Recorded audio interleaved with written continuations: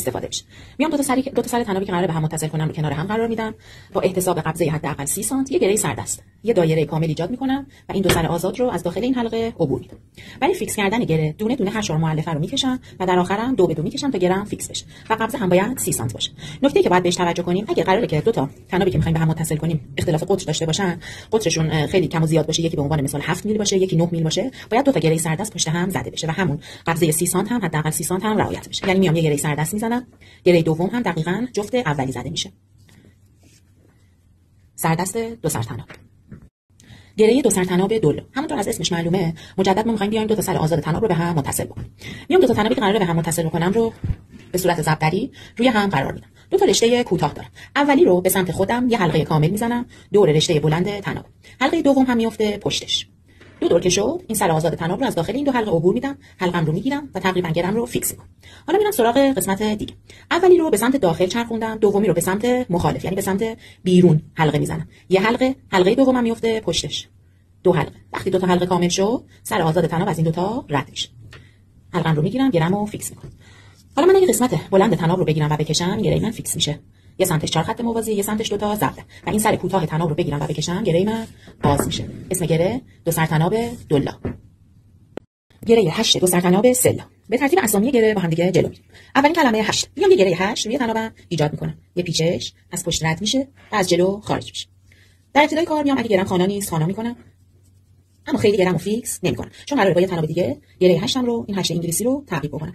تناب دیگه هم رو که قراره به این تناب متصل بشه رو برمی‌دارم و از سمت چشم گره شروع می‌کنم به تعقیب کردن. به اندازه کافی تناب میدم که آخر سر قبضه کوتاهی نداشته باشه. نگاه می‌کنم ببینم تنابم از کدوم سمت عبور کرده این 8 رو. از اینجا رد شده، رو قرار می‌گیره، از این زیر وارد شده،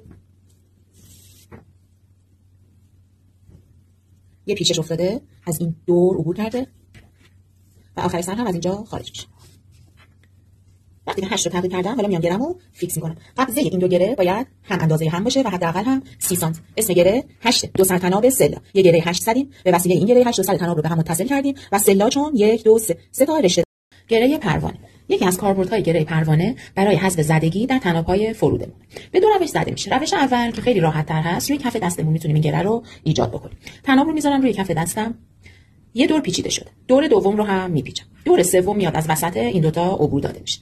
حلقه‌ای که سمت انگشتار دستم رو برمی‌دارم، از روی این دو عبور داده میشه و از زیر خارج میشه. میکشم بیرون و گرم رو از دو طرف مثل بال پروانه باز میکنم. یه سمتش 2 تا خط موازی، سمت دیگه ضربه. گره پروانه تنها گره‌ای که از 3 جهت میتونیم بهش بار وارد کنیم. 1 جهت، 2 جهت و جهت سوم. روش دوم زدن گره پروانه. این روش زمانی کاربرد داره که ما می‌خوایم چشم گره پروانه‌مون بزرگتر بشه. به عنوان مثال زدگی ما بر روی تناب 1 متره و ما احتیاج داریم که این زدگی رو داخل چشم گره قرار بدیم. برای زدنش من میام روی تنابم یه پیچش ایجاد می‌کنم که یه ضرب در بیفته. دوباره از همون جهت یه پیچش دیگه ایجاد می‌کنم و با انگشتانم نگه می‌دارم. این چشم رو از پشت می‌گیرم. به این شکل که در اومد با انگشتم این بالا رو نگه می‌دارم، پایینیه رو می‌کشم تا به حد مورد نظرم در بیاد. این رو از رو میارم و از داخل این حلقه خارج می‌کنم. دو بال پروانه رو هم باز میکنم. الان گره من چشم بزرگتری داره. گره خرگوش تقریبا مثل گره 8 زده میشه. یه پیچش ایجاد میکنم، تناب رو دو رشته نگه میدارم، یه پیچش روی تناب ایجاد میکنم. باید دقت کنم که از همون ابتدا تناب من هیچ ضربدری نداشته باشه، موازی در کنار هم قرار بگیره. از پشت عبورش میدم. وقتی که اومد جلو، کمرش رو میشونم، کامل خارج نمیکنم. این حلقه رو برمیدارم و این دوتا رو از داخلش عبور میدم و این رشته میاد رو قرار میگیره. این دو تا گوش رو میکشم بیرون. آروم آروم گرمو خانا میکنم. رشته ها به موازات هم و در کنار هم. گره خرگوش. گوش ها قابل رگلاژ هست. یکی رو میتونیم